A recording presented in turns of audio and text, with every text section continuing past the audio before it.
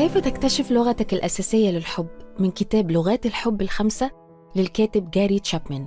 سؤال: هل ممكن الحب يرجع تاني؟ جاوب الكاتب: ممكن، والمفتاح إنك تعرف لغة الحب لشريك الحياة وتختار تتكلم بيها. وبيشرح الكاتب إن اكتشاف لغة الحب الأساسية لشريك الحياة شيء مهم عشان تسدد احتياجه للحب وينجح الزواج. لكن في البداية سأل الكاتب: هل تعرف لغة الحب الأساسية الخاصة بيك؟ مهم نعرف إيه هي لغات الحب الخمسة.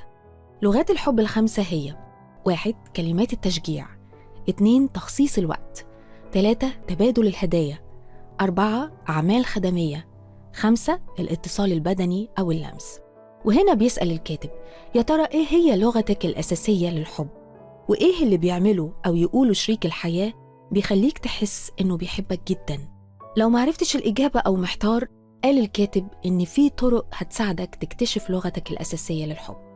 أول طريقة الاستخدام السلبي للغة الحب، بمعنى اسأل نفسك الأسئلة الجاية: إيه اللي بيعمله شريك الحياة أو بيقوله بيسبب ليك الألم؟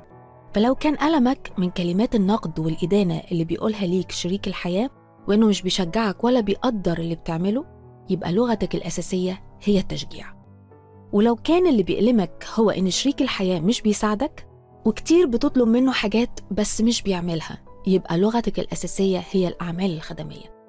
ولو كان اللي بيحزنك إن شريك الحياة من النادر إنه يجيب لك هدية في أي مناسبة، يبقى لغتك الأساسية للحب هي الهدايا. ولو كانت إجابتك إنه مش بيقعد معاك أو بيديك وقت من يومه، يعني مش بنقعد سوا ولا بنخرج سوا ودايما مشغول، يبقى لغة الحب الأساسية عندك هي تخصيص الوقت. ولو كان سبب حزنك إن شريك حياتك مش بيقرب منك أو يلمسك أو يحضنك، يبقى لغتك الأساسية هي الاتصال البدني أو اللمس. تاني طريقة قالها الكاتب تساعدك تعرف لغتك الأساسية للحب هو إنك تستعرض اللي عدى من حياتك وتسأل: إيه اللي كنت بتطلبه دايماً من شريك حياتك؟ لأن الأكيد اللي كنت بتطلبه دايماً هو لغتك الأساسية للحب، حتى لو كان تفسير شريك الحياة على إنه إلحاح، بس من ناحيتك كانت محاولتك لتسديد الحب من شريك حياتك.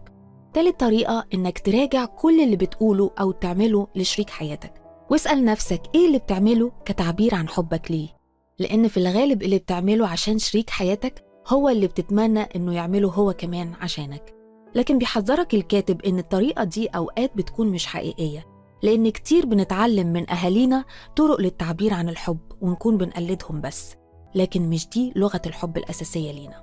وبعد ما تستخدم الطرق دي وتراقب نفسك، هتقدر تحدد لغة الحب الأساسية عندك.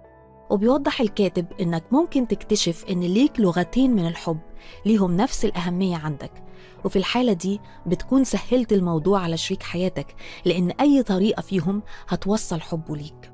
وبيقول الكاتب إن في نوعين من الأشخاص بيبقى صعب عليهم تحديد لغة الحب الأساسية ليهم.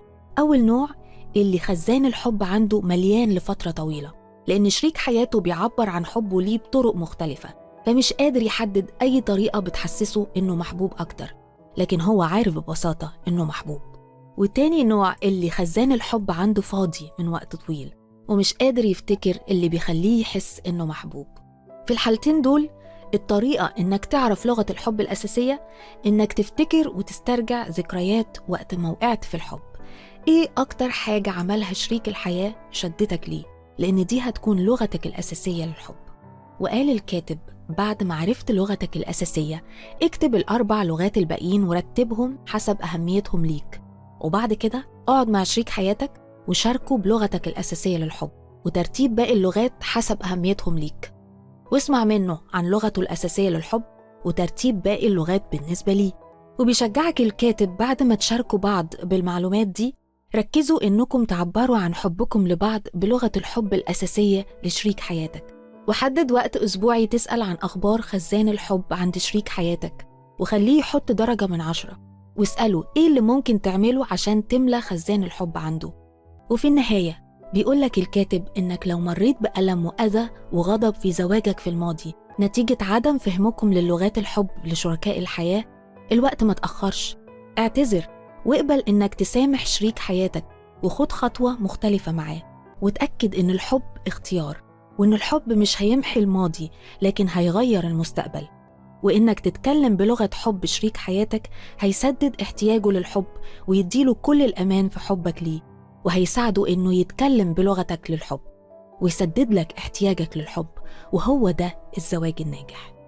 الكتاب حلو ومليان بالتفاصيل، بنشجعك تقراه وأكيد هتستفاد لما تطلع عليه بالتفصيل. ربنا معاك.